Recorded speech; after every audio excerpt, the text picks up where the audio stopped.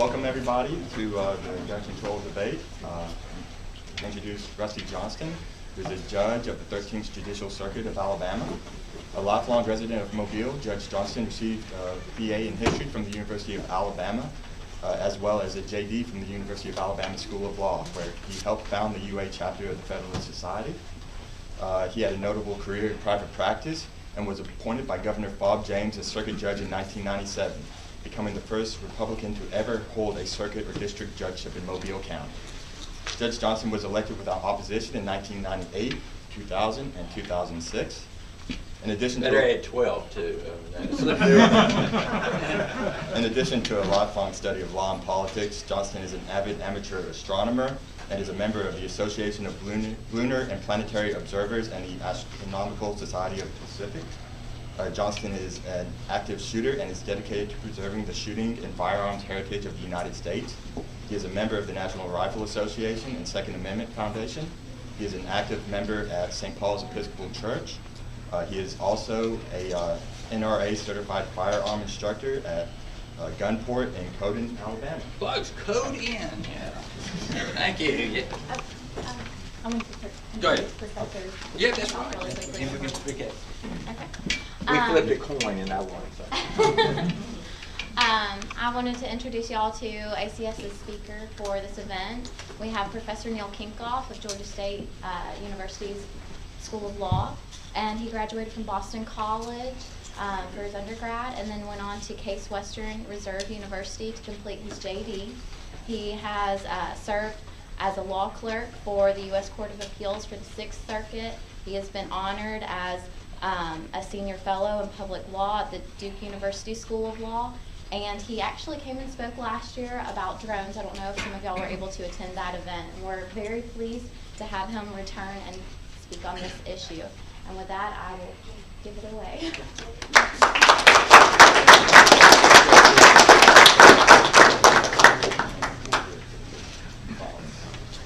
I was wondering, is that drones that fly or drones that walk around? Because we all see the ones that walk around, I'm afraid. Too much. Y'all keep eating, don't worry about the smacking and all. That's kind of like a courtroom in Mobile, Alabama, I'm afraid. My friend and former client, retired Chief Justice Perry Hooper, referred to me and Mr. Agricola here as his Patrick Henry lawyers, and that kind of set me off on a study of Patrick Henry. Well, one of Patrick Henry's issues, one present issue that Patrick Henry addressed that we're addressing today is, he made the statement, guard with jealousy attention to the public liberty. Suspect everyone who approaches that jewel. Unfortunately, nothing will preserve it but downright force. Whenever you give up that force, you're inevitably ruined. Now, in spite of the slide towards the police state by the current and the past administrations, we still have for a time are able to gather for a debate. And for that, I thank the Constitution, I thank the Lord, and I thank Samuel Colt for that. Now, friends, guests, and my distinguished friend from Atlanta, thank you for having us here today. And let me say here, you have a beautiful school. I actually knew Jimmy Faulkner fairly well and ate fried chicken dinner at his house many times, and he gave me 2 words of advice. He said, perseverance is the most important quality that a person can have. And the second word of advice is don't ever let anyone name a private college or university after you, because you'll spend the rest of your life raising money for that school. And I think that happened here. As a proud owner of a Colt AR-15 since 1985, who's never shot anyone, by the way, I thank you for inviting me. Now back to the Colt AR-15. Why would anyone ever need a Colt AR-15 or a Bushmaster AR-15 or whatever? Well, first, we have a Bill of Rights, not a Bill of Needs. And second, living in Mobile, Alabama, a coastal city, I'll tell you a personal story. Hurricane Katrina hit in 2005, and one of our judges was quite ill and had to go into the hospital with cancer and had to abandon his waterfront home and left me responsible for it. Well, I wasn't about to stay there because it was an evacuation zone. The next morning, myself and the court police chief made it to the home at 7 a.m. I had the Colt AR-15, and my police chief had my Beretta Wright shotgun, by the way. But we reached the rubble of the house by 7 o'clock or so, The restaurant down the street had already been looted of all the liquor, and the residents were already drinking the liquor and running around like they were insane. But let me tell you, those two guns settled down everything, everybody left, and there was no violence, and everybody left us alone. And I was amazed at that early in the morning after, really stunningly bad hurricane. This house of his looked like a tsunami had washed it 100 feet inland. You couldn't even get in it to rescue anything. And after he told me what was in his safe, I kind of wanted to rescue it, but couldn't do that. You all are sitting in one of the most dangerous places in the state of Alabama right now. It's called a gun-free zone. And why is that one of the most dangerous places in the United States? Because that's where every major mass shooting, except one, has taken place. And why is that? Well, bullies pick on the old, the weak, the drunk. They pick on helpless people. Mass shooters pick on folks who can't fight back. Law-abiding citizens like ourselves, we obey the rules. Criminals, by nature and by definition, don't obey the rules. You all know, unfortunately, about the Aurora theater shooting out in Colorado. The facts are all over. They're mostly wrong. He had 6,000 rounds of ammunition, which I weighed on my scale, which would have approached 150 pounds. So he didn't have 6,000 pounds of 6,000 rounds of ammunition on him, or he would have been carrying 150-something pounds of ammunition in addition to everything else. But in spite of that, he passed 7 movie theaters that were closer to his house that were not gun-free zones in order to get to the movie theater that he attacked. Now, does that prove it? Not necessarily, but it's just kind of an odd coincidence.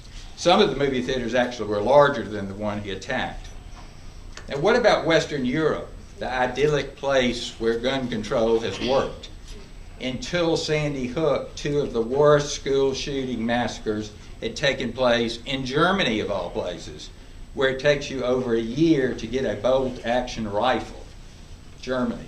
And if you ever want to Google a list of mass shootings in Western Europe, you remember the one that took place in Norway recently. Atrocious, where they have extreme gun control. Now, some gun grabbers would rather ban all firearms and set up a police state, such as the one that our current president and our predecessor president seem to be bent on installing. If it would save even one child's life, the argument goes, we need to do this. This argument, of course, is so extreme because more children are killed first in traffic accidents. Secondly, they're killed in swimming pool accidents and jacuzzis. And third, they're killed in firearms accidents.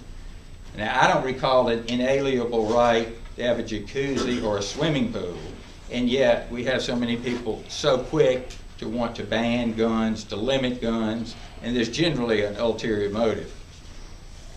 Many of you know Judge Kaczynski on the Court of Appeals, and he's famous for a lot of things, interesting character, but he issued a dissenting opinion in Sylvia versus Lockyer that I really want you to read. He was a Holocaust survivor coming to this country at 10 years of age from Romania. His dissenting opinion said, all too many of the great tragedies of history, Stalin's atrocities, the killing fields of Cambodia, the Holocaust, to name but a few, were perpetrated by armed troops against unarmed populations. Many could well have been avoided or mitigated had the perpetrators known their intended victims were equipped with a rifle and 20 bullets apiece, as the Militia Act required. If a few hundred Jewish fighters in the Warsaw Ghetto could hold off the Wehrmacht for weeks, then 6 million Jews armed with rifles could easily have held off the German army and not been herded into cattle cars. My excellent colleagues have forgotten these bitter lessons of history. The prospects of tyranny may not grab the headlines the way vivid stories of gun crimes routinely do today. But few saw the Third Reich coming until it was too late. The Second Amendment is a doomsday provision, one designed for those exceptionally rare circumstances where other rights have failed, where the government refuses to stand for election, where the courts can or won't enforce their decrees, and where no one can be found to oppose. However improbable these contingencies may seem today, facing them unprepared is a mistake a free people get to make only once. Fortunately, the framers were wise enough to entrench in our constitutional structure the right to keep and bear arms. The purpose and importance of that right was still fresh in their minds, and they spelled it out as clearly as they could so it would not be forgotten. Now that is very powerful, especially from somebody whose family had to flee the Third Reich. And that's something that nobody wishes upon anyone else. Our rights have been referred to as inalienable. And in my opinion, that meant they existed before the Constitution existed. And you can make a strong argument that the right to keep and bear arms is the oldest of the right. Freedom of the press, how long has that existed? Well, practically, because when Gutenberg's press was invented, you can trace the right to keep and bear arms back to the Code of Justinian, if you want to, very easily, back to the Saxon days in England. Remember, under Lockean natural law, we're born with natural rights, and one of the natural rights is the natural right of self-defense, and we cede as few of these rights as possible to the government. Now, our forefathers who expelled the British, and you know, we use the term Revolutionary War, it's really incorrect. It ought to be a war of independence, but nevertheless, that's the name. They viewed the fact that they had that right to keep and bear arms, and they never ceded it to the government. And you can read in the state conventions that took place at the time of the ratification of the various of the constitutions in the various states. No, perhaps the current president will treat the Second Amendment with as little respect as the rest of the Constitution, but I don't think the people will let him. No matter how many armored personnel carriers, no matter how many hollow point bullets the Homeland Security purchases, nor how many drones are put in the air to surveil or possibly kill.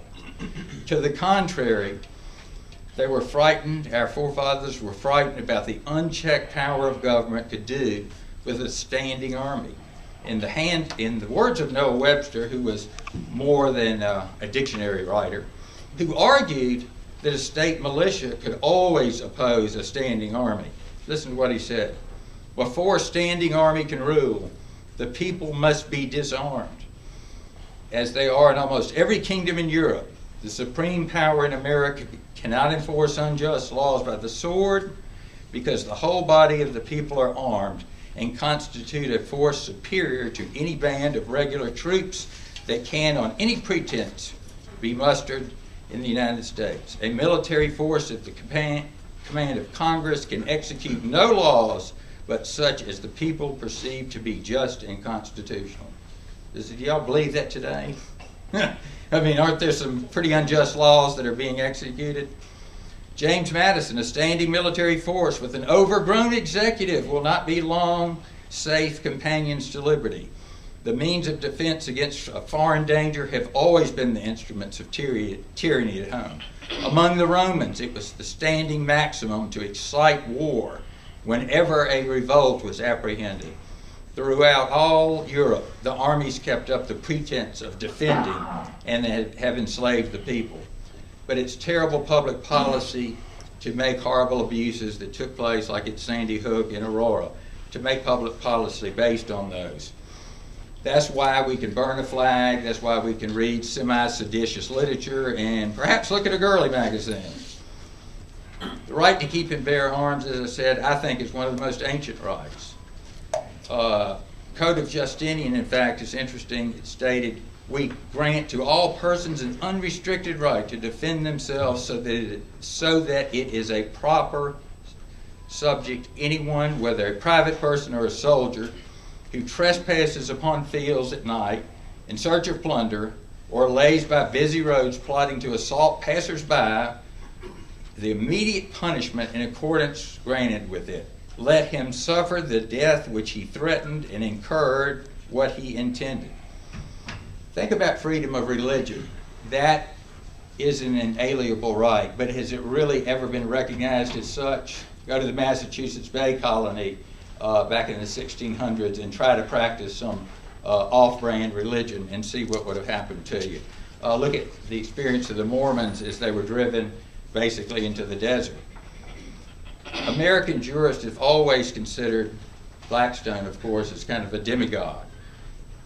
Blackstone stated, "The fifth and last auxiliary right of the subjects, which I shall presently mention, is having arms for defense, subject to his condition and degree, which are allowed by law, which is also declared by the same statute, and is indeed a public allowance under due restrictions of the natural right of resistance and self-preservation, when the sanctions of society and laws are found insufficient to restrain the violence of oppression."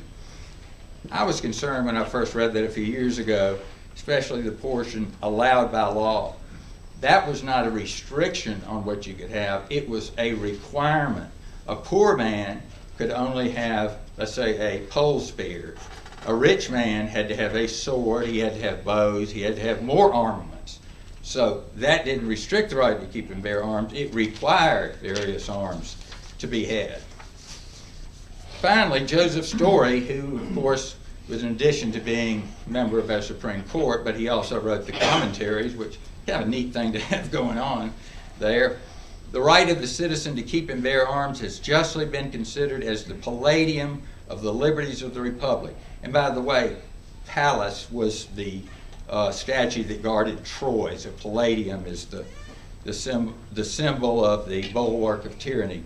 "Has been considered as the palladium of the liberties of the Republic, since it offers a strong moral check against the usurpation and arbitrary power of rulers, and will generally, even if these are successful in the first instance, enable the people to resist and triumph over them. And least anyone think let's see now, we'll get to that.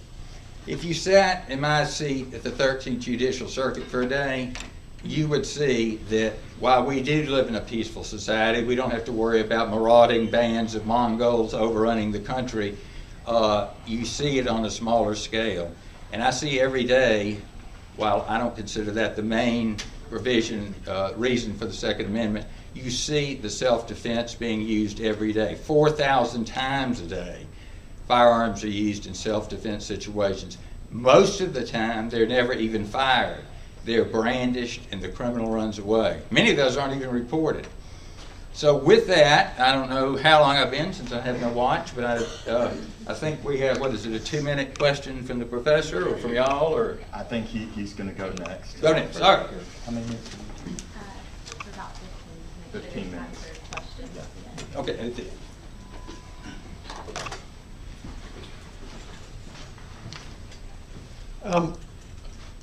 Thank you for inviting me. It's a pleasure to be here again. I didn't realize until I arrived here that this was going to be a debate, so I prepared a really boring talk about just describing the state of the law on guns. You don't think mine wasn't boring? No, yours was great. But now that I found out it's a debate, from what I understand, I'm here to defend tyranny. I think that's a losing proposition, so I'm going to try to go off the board and do something different. And just talk a little bit about the Constitution and the Constitution as it relates to the Second Amendment in a very general way, and then we'll leave it to Q&A for some of the specifics. Let's see, the judge read a lengthy quote from Judge Alex Kaczynski. I have a quote from another darling of the Federalist Society, and that's Judge J. Harvey Wilkinson on the Fourth Circuit, who in one of the post-Heller cases wrote the following: "To the degree that we push the right beyond what the Supreme Court in Heller declared to be its origin, we circumscribe the scope of popular governance, move the action into court, and encourage litigation in contexts we cannot foresee. This is serious business. We do not wish to be even minutely responsible for some unspeakably tragic act of mayhem, because in the peace of our judicial chambers, we miscalculated as to the Second Amendment rights." Judge Wilkinson was trying to, and I think in the best of constitutional traditions, leave open to the public the right to determine for themselves what to do about guns and gun violence. And the Second Amendment, I think, just in very general terms, is not an impediment to that. Right now, Last week, there was a lot of public attention on the Supreme Court as it considered the question of same-sex marriage in two separate cases. And in the first of those cases, the case from California on Proposition 8, Judge Alito observed, and this got a lot of press, Judge Alito observed that same-sex marriage is newer than cell phones or the internet. Well, I know something that's newer than cell phones, the internet, or same-sex marriage. And that's the individual right to keep and bear arms. Right? That was announced in 2008 in the Supreme Court's decision in Heller versus District of Columbia. Prior to that, no Supreme Court case had ever recognized an individual right to bear arms. Prior to Heller, the common understanding in Supreme Court opinions was that the Second Amendment protected a right to keep and bear arms in connection with service in the militia. And there weren't a lot of cases, there wasn't a lot of definition about what was meant by militia, right? But the cases the Supreme Court decided had uniformly come to that conclusion. Now, post-Heller, we have this whole new world. The Supreme Court in Heller determined that the Second Amendment does indeed protect an individual right to keep and bear arms in your home for the purpose of self-defense. Right? That leaves open vast terrain. What about the possession of arms outside the home? What about the possession of arms for purposes other than self-defense in the home? The Supreme Court didn't tell us. The Supreme Court, in fact, in Heller, emphatically didn't tell us what that meant. So it didn't tell us what the Second Amendment means with respect to possessing arms in order to repel federal government tyranny, right? It has left a lot open. There are a lot of hints in the case that the court means to be pragmatic going forward, in keeping with what Judge Wilkinson said after Heller, that it's to be left to popular governance, right? I think the example of the standing army is a good one for thinking about these kinds of questions, right? It was a matter of great controversy at the time of the framing, whether or not we should have at the federal level a standing army. Many people were concerned that a standing army would be a source of tyranny, right? That the federal government would use a standing army as a police force, would use a standing army as a force to bring the public to heel, right? But that wasn't the only concern the framers had. The framers' concern wasn't strictly liberty. The framers, of course, were concerned with liberty, right? But the framers also were taken with our experience under the Articles of Confederation. Right? The Articles of Confederation set up a national government that couldn't oppress its way out of a paper bag. It was so weak and so impotent, it could never oppress anybody. Now, put that way, that's good, right? Who wants a government that can oppress people? The problem was the government also couldn't protect people. It was completely impotent. And so the framers were concerned that we had a threat to our security from other countries. And the United States, our nation, could not defend itself against foreign invasion. Our country was left subject to internal strife, right, because there wasn't a national government to superintend things. And so when the framers went to Philadelphia, they went with, in their minds, not only the need to preserve liberty against the potential for oppression by a central government, but also impressed very much with the need for an effective self-government that could help the people preserve life, liberty, and the pursuit of happiness, right? And so the Constitution sets up a government that is largely agnostic as to these kinds of fundamental questions. It leaves it to us to determine whether or not we will have a standing army. And if we have a standing army, on what terms? So it was quickly determined that we could have a standing army if we provided a variety of safeguards, right? And you can find in statutes all kinds of safeguards, ancient safeguards going back to the period of the Constitution's founding, that are meant to preserve us against the potential use of the military for oppressive purposes, right? One is the Posse Comitatus Act. Another is the long-standing statutory prohibition on appointing a Secretary of War, now a Secretary of Defense, from the military, right? The person has to have been a civilian, Okay? There have been a few periods in time where that requirement has by statute been waived, but for the most part we require civilian control of the military to prevent it from becoming its own force, its own tool of oppression. Okay? Similarly with guns. Can guns be a source of protecting our liberty or protecting ourselves, defending ourselves against various kinds of threats? Sure. Can guns be a threat of violence in ways that are problematic? Yes. So what do we do about that? Well, we get together, we have a debate, we look at the facts and the data, and we determine how to govern ourselves. That's democracy. That's the project that the Constitution sets out for us. And guns are really no different than anything else, heated rhetoric aside. I don't think I've gotten a warning about time, but I'm going to stop there and turn it over to questions. Who will be the first?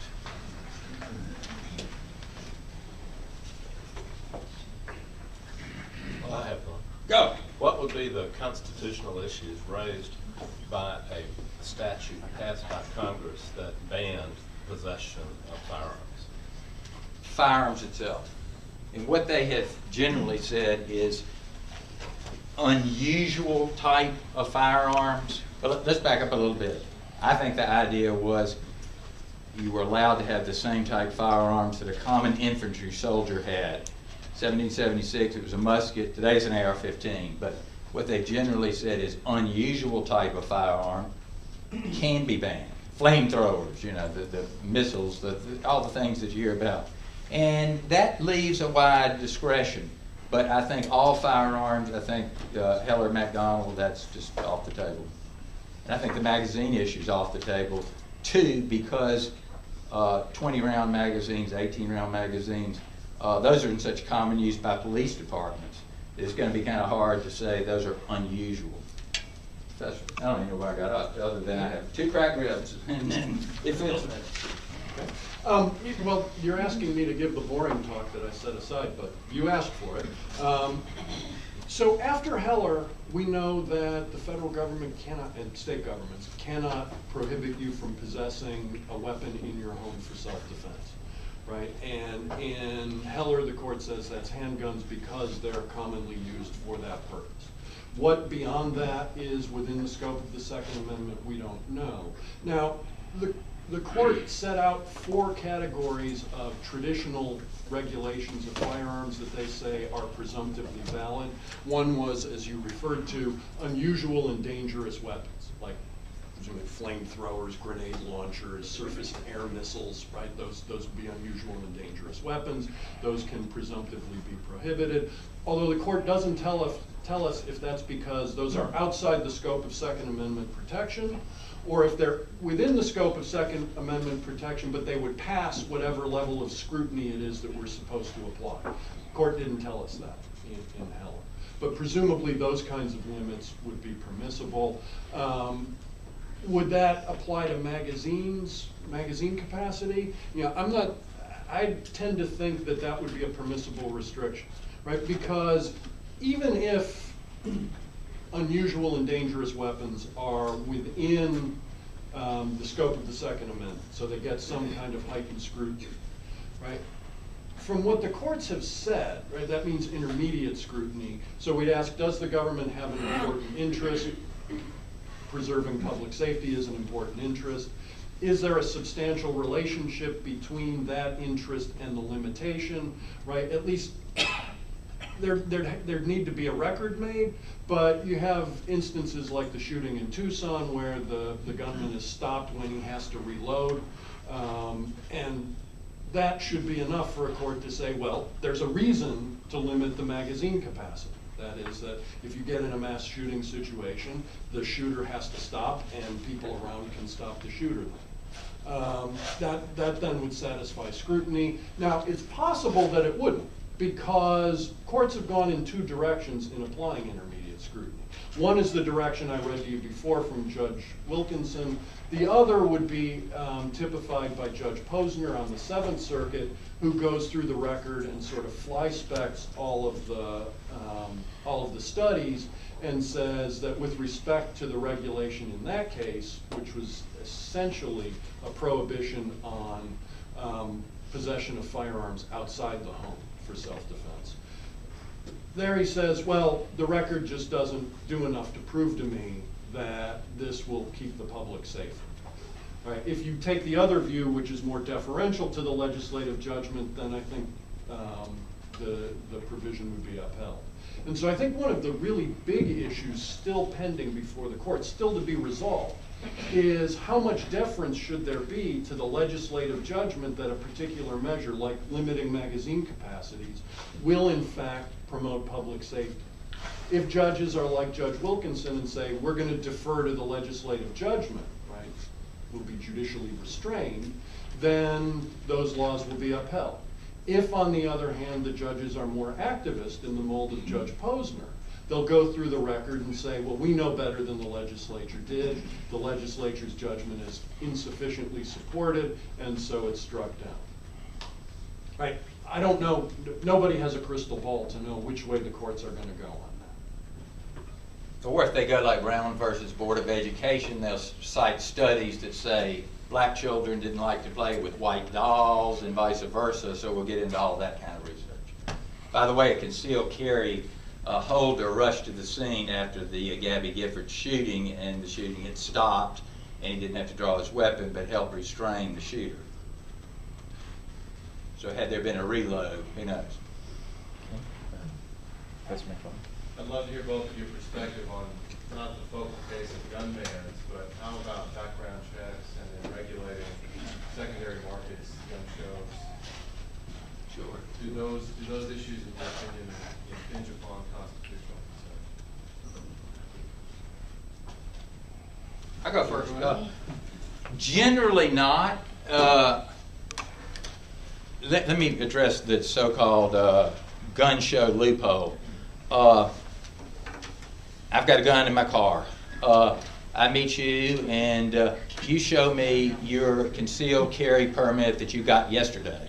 That means to me that you have a clean record. And I say, you know, I need a little money to get back to Mobile. Would you give me $200 for this? That's the gun show loophole.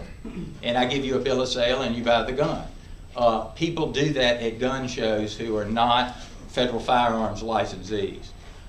That's the whole gun show loophole. Most people who sell guns at gun shows are federal firearms licensees, and the exact same background check you have to go through that you go through at a store, you go through there. Now, there are plenty of holes in that. One of the major holes being with the mental health system.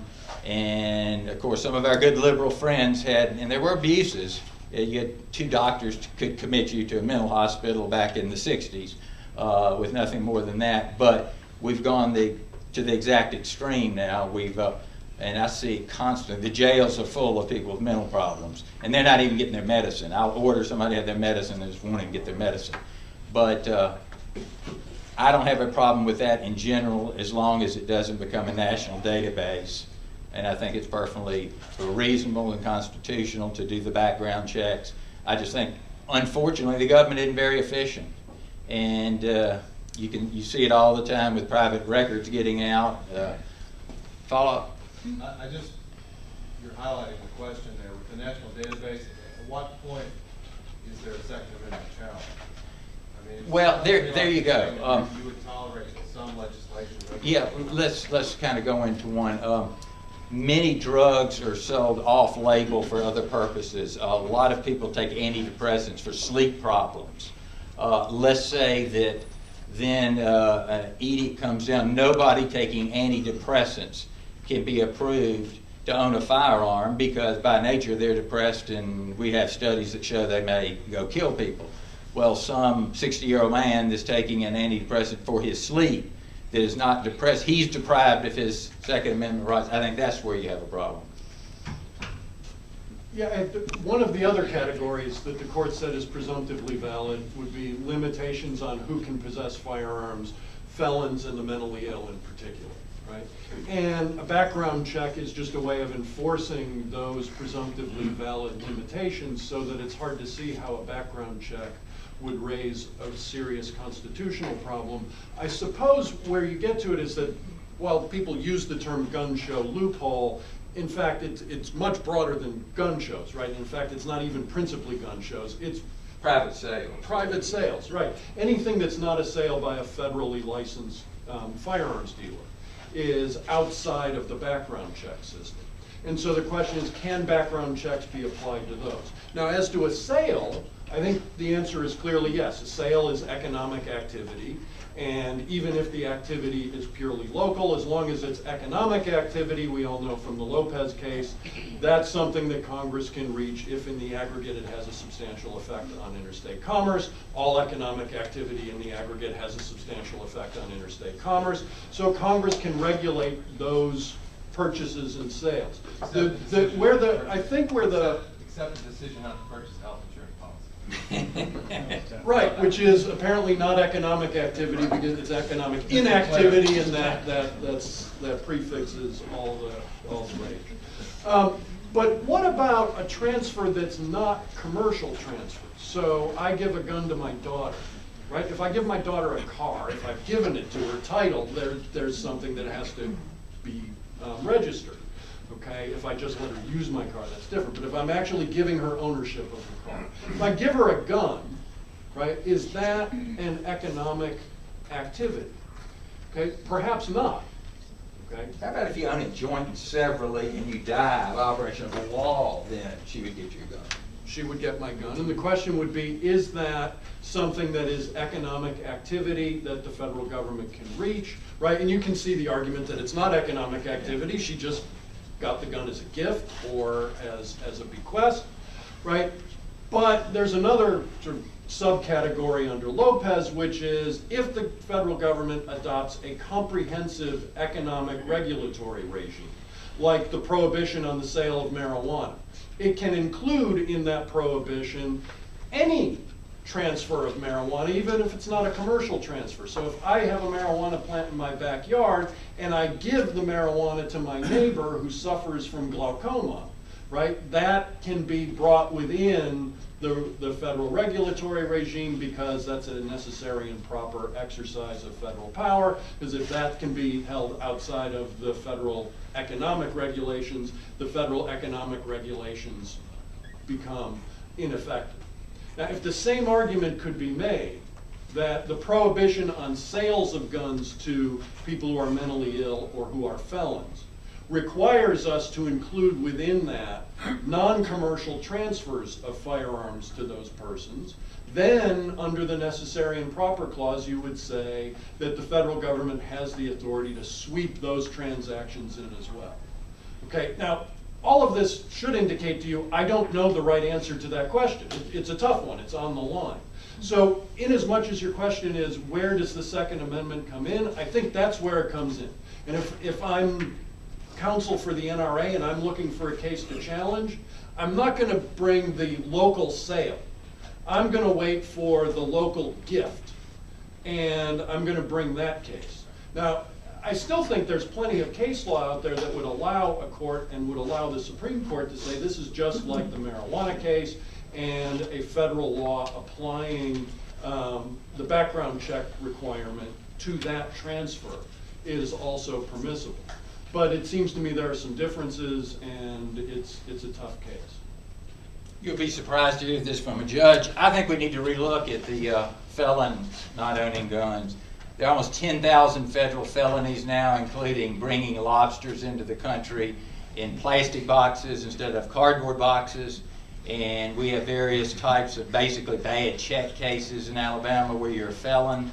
And I'm not really so sure that somebody that's written a bad check when he's 22 ought to lose the right for his life to defend his family. It's something that or to vote. It's easier to get the right to vote back. Right. But I think that's something that ought to be looked at. We probably all commit a felony in this room. Yes, sir. I just know there's a bill currently introduced in Alabama House taking the concealed license out of I'm glad you're asking that. That's kind of my issue. Alabama, you're talking about shall issue? Yes.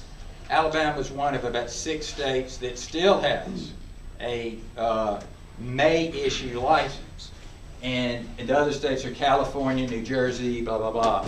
And every sheriff in this state has it. I'll tell you the typical one. I have a friend who has a client who was, how many people have a, especially when you get over 50, a Monday, Tuesday, Wednesday, Thursday, Friday, pill container. That's illegal, by the way, to put controlled substances, take them out of their container that the drugstore issued them in. Young man was arrested. He didn't have his in his container. Charges were dropped later. He can't get a permit from the Mobile County Sheriff because he's been charged with that. I'll give you a quote from a sheriff in Alabama. The reason we have a lot of these laws is to keep the ends from getting guns. That's the kind of abuses that it brings up. If you meet the criteria, you ought to get your permit. And it shouldn't be subject to the sheriff of so-and-so county saying, well, you got to have a full-time job, or this sheriff saying, as long as you don't have too many speeding tickets, or this other sheriff saying, if you're married, it ought to be, if you meet the requirements the legislature has set out, it shouldn't be up to some sheriff to decide he's going to impose additional restrictions. Yeah, although I should say that's a problem of prosecutorial discretion quite generally, and I think people are familiar with the abuse of prosecutorial discretion in many, many realms other than just with respect to gun possession. Although, one word in favor of prosecutorial discretion, on the way driving here this morning, I was pulled over by one of Alabama's finest for slightly exceeding the speed limit. We told him to do that. Yeah. But in an exercise of his discretion, he let me go with a warning. Right there. I get pulled over more than anybody. Most of the time they have a gun coming at me because they see the black rifles in the back. Judge, I'm Yeah. curious what your criteria is for using the weapons against the federal government. That's something that you'll never know until it happens. And I know that isn't the answer to your question, but I would go back to Judge Kaczynski's quote, where nobody will enforce court decrees, where the elected officials cancel the elections, that type of thing. But I think it's one of those things, often quoted about, Potter Stewart and pornography. You're not going to know it until you see it. Right, let me just say, with respect to that, right, the Second Amendment begins by saying a well-regulated militia being necessary to the security of a free state, the right to keep and bear arms shall not be infringed. So it talks about militia. One of the odd things about Heller is, in the Heller opinion, the Supreme Court says the core purpose of the Second Amendment is the right of self-defense in the home. Now, you would think that since the Second Amendment is the only amendment that actually says what its purpose is, that the core right of the Second Amendment would be participation in a militia, right? Not the right of self-defense in a home. That might be in there too, but you would think the core is militia, right? It's pretty clear from Heller that the court might not even regard possession of firearms in connection with militia service as being protected by the Second Amendment. And the reason I say that is when you look at the list of presumptively valid regulations, the one we were talking about before is unusual and dangerous weapons. What does that mean? Well, grenade launchers, flamethrowers, surface-to-air missiles, the things you would need if you really wanted to repel federal tyranny, right? I mean, if you want to go Red Dawn, and you and your friends be able to stop an army, you're not going to do it with even an AR-15. That isn't going to be satisfactory. If that's what the Second Amendment is about, then Heller you ought to regard Heller as a really disappointing case, because it doesn't in any way vindicate that view of the Second Amendment's purpose. And in fact, it by implication negates that view of the Second Amendment's purpose. Right? And so, and honestly, I think the idea that I'm going to possess an arsenal of weapons that's going to create a deterrent against the federal government acting oppressively against me is just, it's fantasy, right? That's not what will deter them. Right? What will deter them is our participation in the democratic process. That's our protection. The right that is protective of all other rights is not the right to possess and bear arms, it's the right to vote.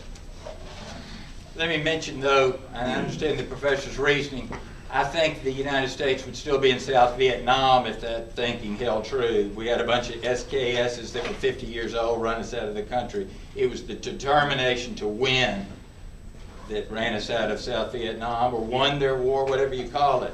And that's what generally wins. There are thousands of cases of unarmed or underarmed people that have fought asymmetrical wars against much larger, much well-trained and better armed forces and have won. We also left Vietnam because of our own democratic process, right? Not guns here at home, but rather people taking to the street, exercising their rights under the First Amendment, and of course, because we were losing the vote. Right, well sure, that's what got the public thinking the way they were thinking, right? What galvanized public attention, but that's what pulled us out of Vietnam. One more question? Yeah, just a quick question. Wouldn't you say that the current view of the Second Amendment by the Supreme Court would be a more accurate view than the very strict view? If we took a very strict view, we would say, well, at the time of the ratification of the Second Amendment, women didn't serve in the militia, therefore women have no right whatsoever to bear arms. One thing I want to mention, the Supreme Court's composed of 9 individuals. If anybody doesn't think politics takes place in the Supreme Court and every appellate court, they're incredibly naive. There are coalitions that are built. Would you give me this? I'll give you that. That's how those decisions are formed. So just because we have the state of the law right now doesn't mean it's going to be the state after the next appointee or after the next appointee. And I guarantee you that's what went on with Heller. The other thing is, and I don't mean to get into a debate about an originalist versus an evolving constitution at all, but so even if you take an originalist view of the Constitution, you still have to take account of constitutionally and legally binding developments since the Constitution's ratification. One is the amendment that is the Second Amendment, but another would be the 14th Amendment. And that's why women would have the right to possess arms along with men, whatever possessory rights the Second Amendment confers, right?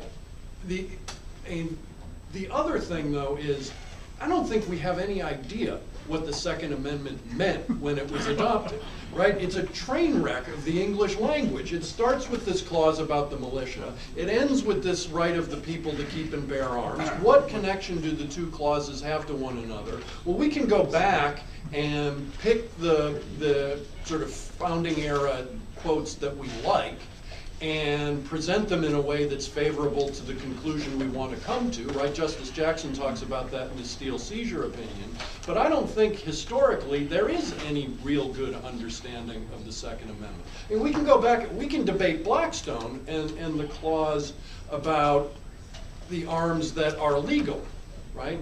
Now, that might have referred to the arms that people were legally required to possess, but Blackstone also knew that the English Bill of Rights protection was limited, right? Catholics were not allowed to keep and bear arms. They were specifically excluded from the right to bear arms. I'm Catholic. 1% right? of the population of England, though. Well, if you, don't count Ireland.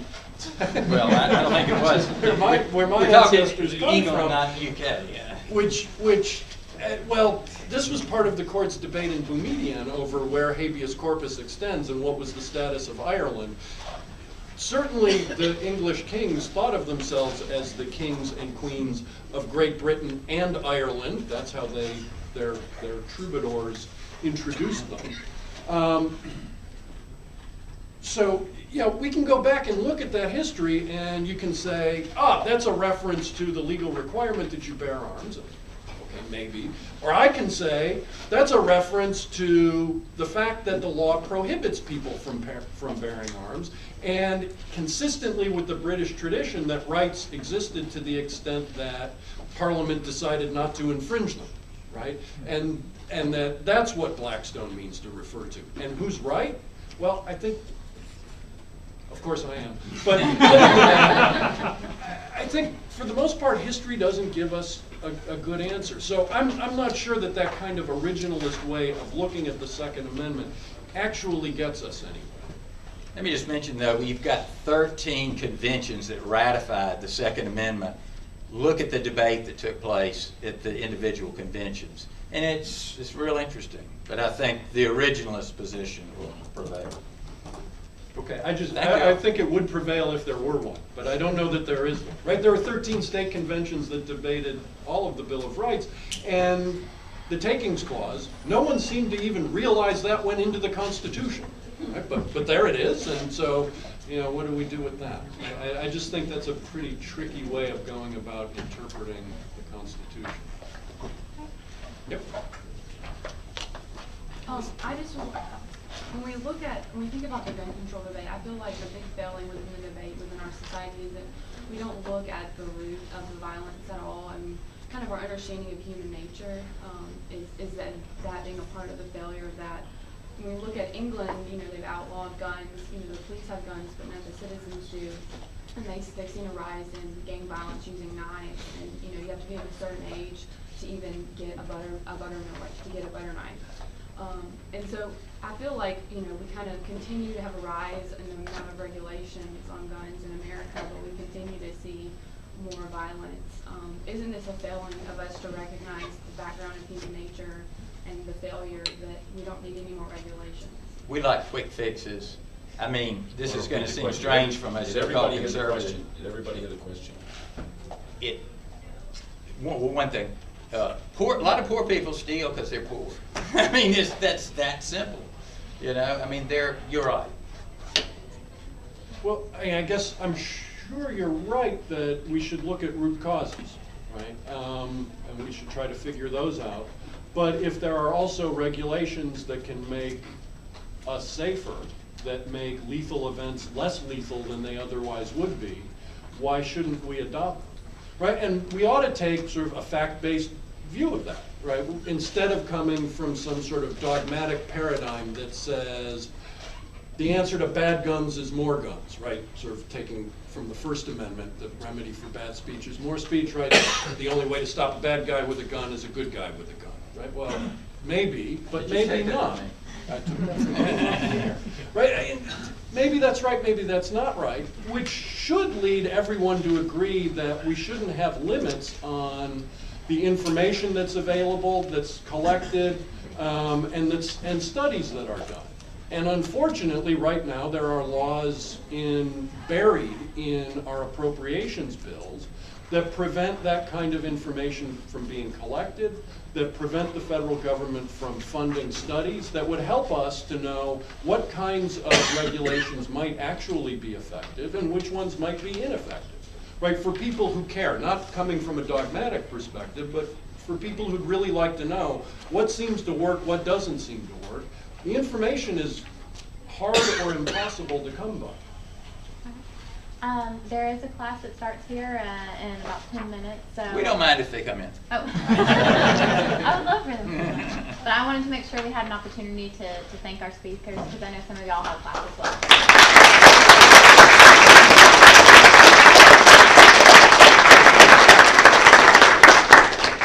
Thanks all for coming. I wanted to make a quick plug for ACS National Convention in June. Sign up for that. And then also ACS elections are next Tuesday in the room below, 114.